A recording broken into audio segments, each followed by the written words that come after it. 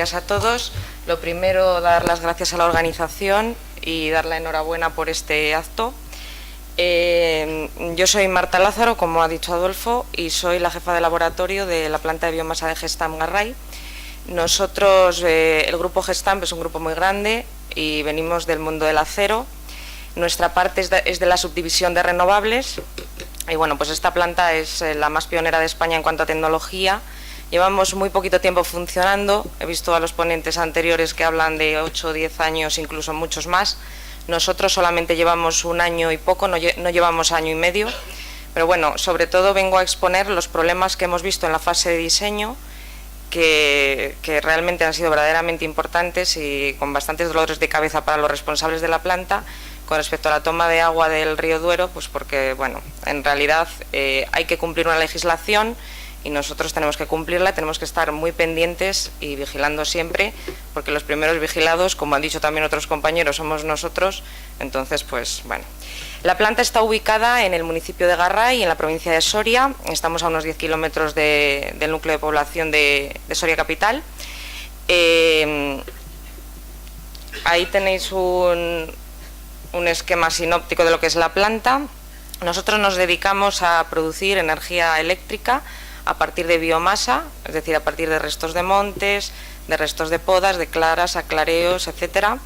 Traemos la biomasa en varios formatos, astillados, en rollo, en fardo. En la parte de atrás de la diapositiva podéis ver la zona de parque. Nosotros tenemos dos zonas de parque de recepción y después veis la zona donde se ubica la parte general de las instalaciones. Ahí veis, por ejemplo, ahora veremos en las siguientes diapositivas, pero veis las zonas más sensibles, la zona de recepción del agua bruta, la PTA, que es la planta de tratamiento de agua. Después tenemos la torre de refrigeración, que no sé si alguno de los compañeros habrá hablado de torres, pero es un tema muy importante y que verdaderamente es el que más dolores de cabeza me ha dado a mí como jefa de laboratorio. La propia caldera. Y bueno, lo último, la planta de tratamiento de efluentes, que en realidad, pues si se hace el tratamiento bien, no hay ninguna pega. La zona de captación, que es lo primero que os enseño en estas fotos, la primera foto es del río Duero, cuando se hizo, nosotros tomamos el agua al lado de la zona que toma la depuradora de Soria. Entonces, bueno, esta foto que he sacado aquí es bastante representativa, que es cuando se hizo la limpieza de la presa donde nosotros tomamos el agua y tuvimos que hacer una captación nueva, que es la siguiente foto que se ve ahí, porque teníamos muchísimos problemas de captación de sólidos, de fangos y demás. Entonces, bueno, pues se hizo una captación nueva al inicio y aprovechamos pues estas obras de limpieza que hubo, ¿no? Las principales zonas sensibles en la planta donde nosotros recibimos el agua y donde nosotros la utilizamos son la caldera y la torre de refrigeración. Bueno, la caldera, estamos hablando de una caldera, si se ve al natural, es del tamaño de 11 pisos más o menos, para que os hagáis a la idea, y producimos sobre 59.000 kilogramos hora de vapor. Y después tenemos la torre de refrigeración que utilizamos para el edificio de turbina. Ahí veis el tanque de agua bruta, que es donde nosotros recepcionamos ese agua del río, directamente agua del río, y en la fase de diseño pues simplemente había un tanque intermedio para asegurarnos el abastecimiento y después el agua venía directamente a ese tanque de agua bruta. Este tanque tiene 2.000 metros cúbicos de capacidad.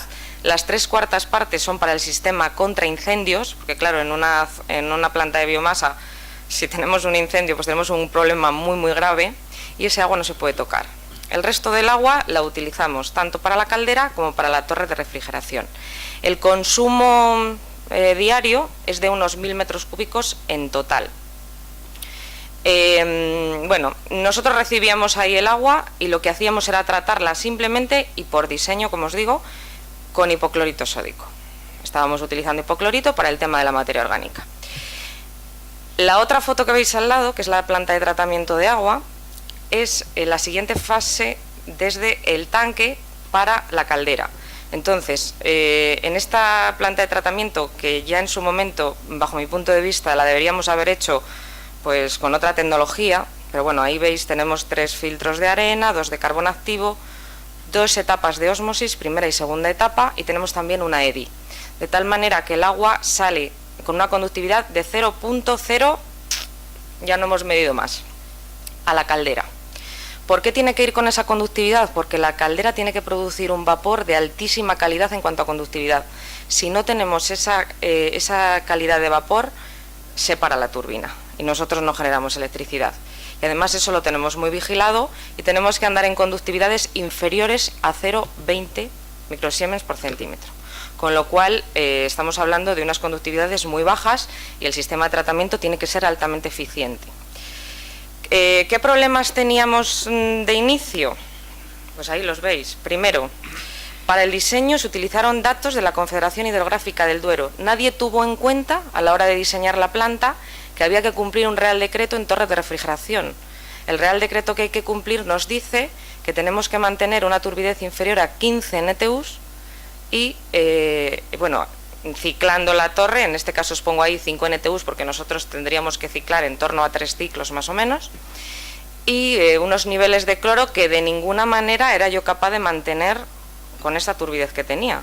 Tenemos que mantener entre 2 y 5 ppm y era imposible, por mucho hipoclorito que echases, con el hándicap de llegar, por ejemplo, a vertido y tener un problema grave en cuanto a cantidad de cloro, de ion cloro, en el propio vertido. Con lo cual, bueno, pues ahí tenía yo un problema bastante importante.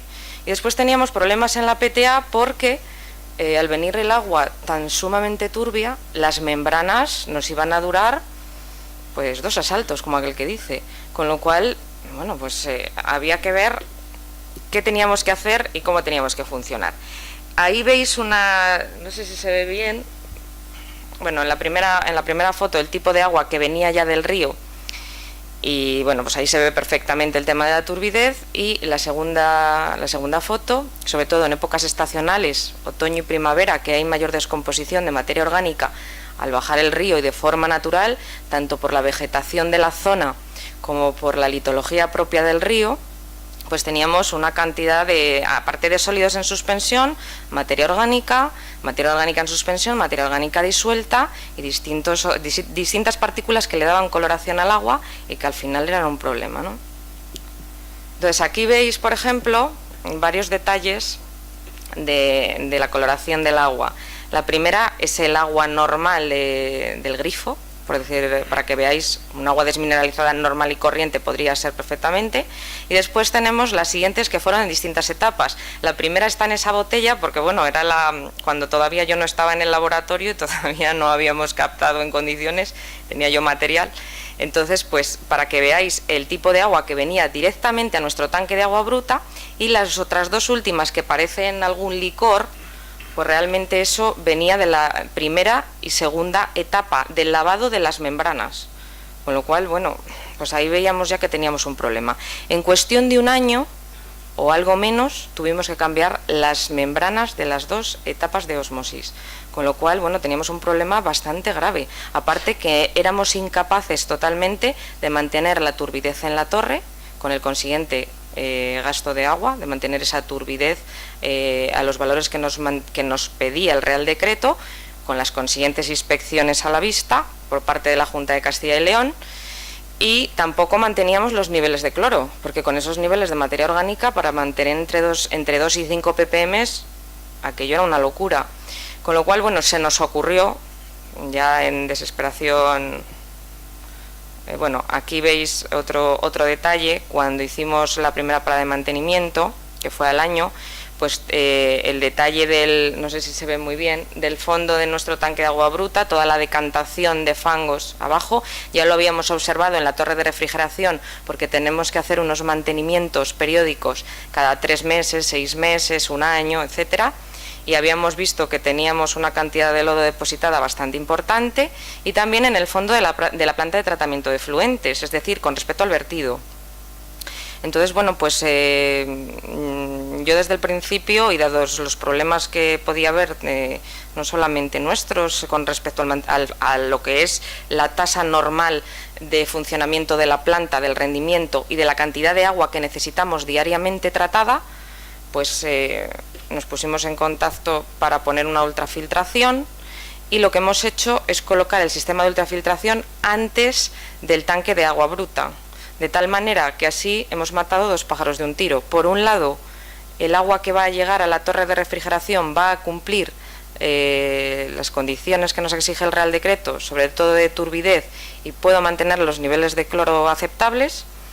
Y por otra parte, el agua que va a la PTA, a la planta de tratamiento de agua, que después va a caldera, pues también tiene unos valores bastante aceptables en cuanto a turbidez. Y bueno, pues se está viendo que las membranas están trabajando correctamente, sin los problemas que nos estaban dando anteriormente, porque ha habido muchos días, muchos fines de semana y muchas noches sin dormir, como ha dicho otros de los compañeros, porque se nos paraba la planta de tratamiento de agua y no teníamos agua para la caldera.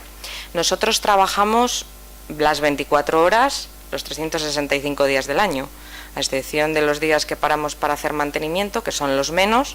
Entonces os podéis imaginar lo importante que es mantener la tasa de agua. Si no tenemos agua, no movemos la turbina, con lo cual, pues bueno, ahí veis el tema.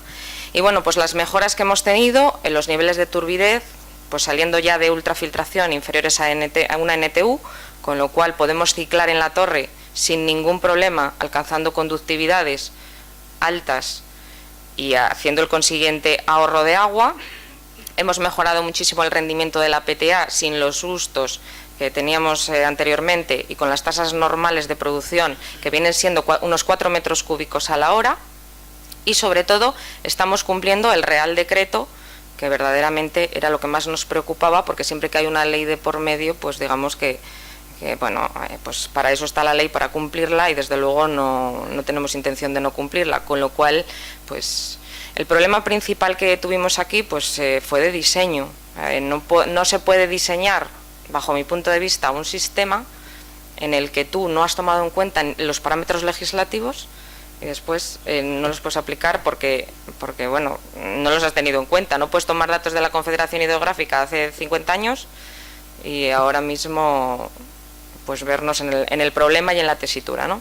Entonces, pues simplemente contaros un poco en el pequeño espacio de tiempo, ya os digo, de año y medio, en el que nos hemos movido. Deciros también que el agua que viene directamente del río, que no lo he dicho al principio, es un agua de altísima calidad. O sea, la conductividad que estamos recibiendo de inicio es entre 30 y 40 microsiemes por centímetro, no tiene apenas carbonatos cálcicos, ni ningún tipo de nutriente extraño en altas concentraciones. Pero bueno, el problema era la turbidez de los sólidos en suspensión y demás, y sobre todo la materia orgánica, con lo cual, bueno, pues simplemente comentar pues que efectivamente, y gracias a la Ultra, hemos conseguido de momento, y todavía estamos en estudio porque nos estamos adaptando, la hemos puesto hace muy poquito, la hemos puesto a finales de julio, y todavía estamos intentando hacer mejoras con respecto a la misma para que el rendimiento sea todavía mejor, y hemos logrado de momento, a día de hoy, un 20% de ahorro de agua en nuestras instalaciones. Y bueno, por mi parte, simplemente más que veáis ahí, no sé si se ve bien en la foto, la calidad de agua del vertido, que es una calidad también buenísima, y bueno, pues gracias a la ultrafiltración también tenemos unos valores bastante inferiores. Por mi parte, nada más. Muchas gracias.